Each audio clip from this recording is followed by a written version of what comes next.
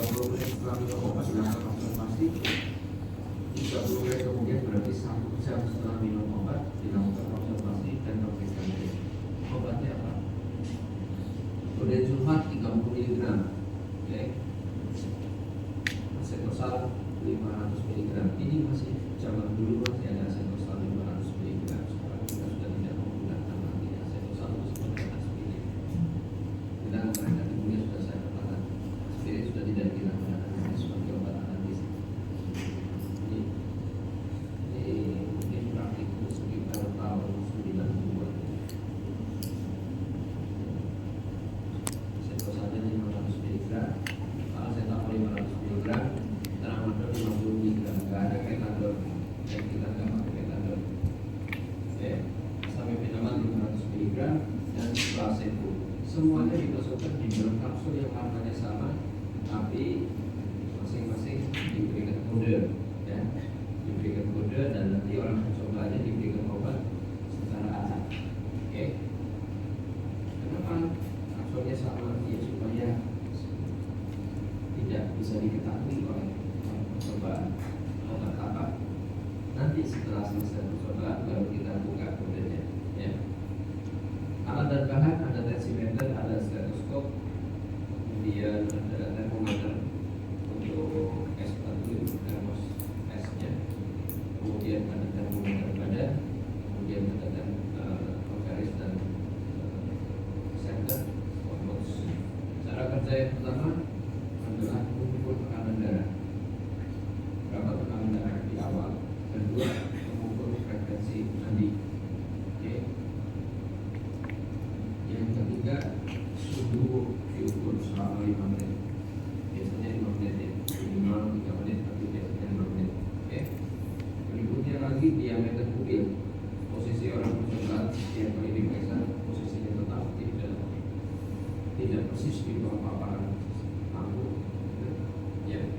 Kemudian frekuensi pernapasan dilihat dari naik turunnya abdomen. Ketika kita mengukur frekuensi napas, orang percobanya berbaring, tapi tidak perlu diketahui oleh orang percobaannya bahwa dia sedang diukur frekuensi napasnya. Karena kalau kita tahu dia diukur frekuensi napasnya, sebenarnya kita juga bisa tahu berapa kali per menit gitu ya. Jadi ini orang percobanya nggak tahu kalau dia lagi diamati. Jadi dia bernapas secara normal. Ya. Berikutnya apa yang mau diobservasi itu warna kulit muka, apakah kemerahan atau normal atau pucat, ya. Karena ada beberapa obat yang bisa menyebabkan warna kulit mukanya berubah. Kalau tadinya normal bisa jadi kemerahan. Ya. Gejala subjektif sebelum minum obat adakah pusing, mual, ya, kantuk, paling. Oke. Jadi pemeriksaan jadi orang percobaan yang pertama bagaimana? Tadi sudah dikatakan tensimeter. Tensimeternya bagaimana? Tensimeternya dipertahankan 180 mm kaki.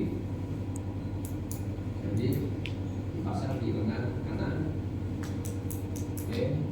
Kalau aspirin itu mana yang mau diukur duluan, dipertahankan 180 mm Hg sambil tangannya membuka menutup tangan 1 kali per detik sampai lama-lama nyeri, ya. Nah, nyerinya berapa lama nih kuat untuk menahan nyeri? Mau 50 detik, mau 1 menit, 1 menit setengah, dan lain-lain, terserah. Kemudian diukur tangan kiri dan tangan kanan, diambil mata labanya. Oke.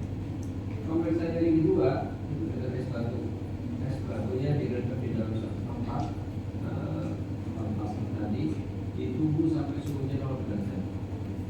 Nyatanya kayak yang satu kan pasti dari situ sakit gitu ya.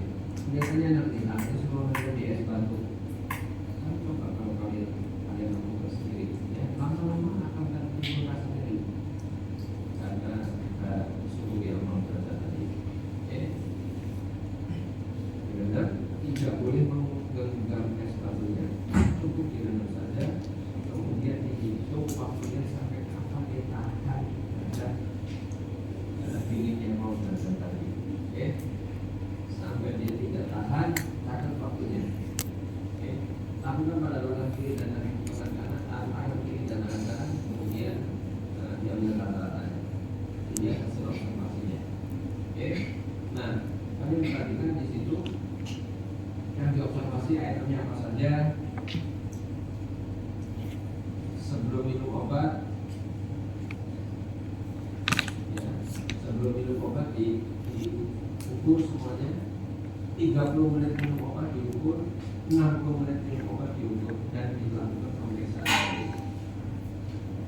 Apa yang terjadi pada orang tersebut? Kalau kamu bayangkan dia minum katakanlah obat analgesik, setelah 60 menit minum obat, apakah dia lebih tahan terjadi atau lebih tidak tahan?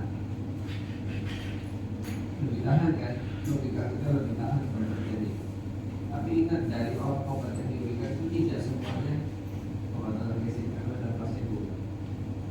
Apakah orang yang kebetulan mendapatkan placebo juga hasilnya lebih sama? Harusnya kalau konsisten ya sama nilainya. Oke, maka kita setelah akhir percobaan akan tetapkan hasil ini dia, hasil observasinya.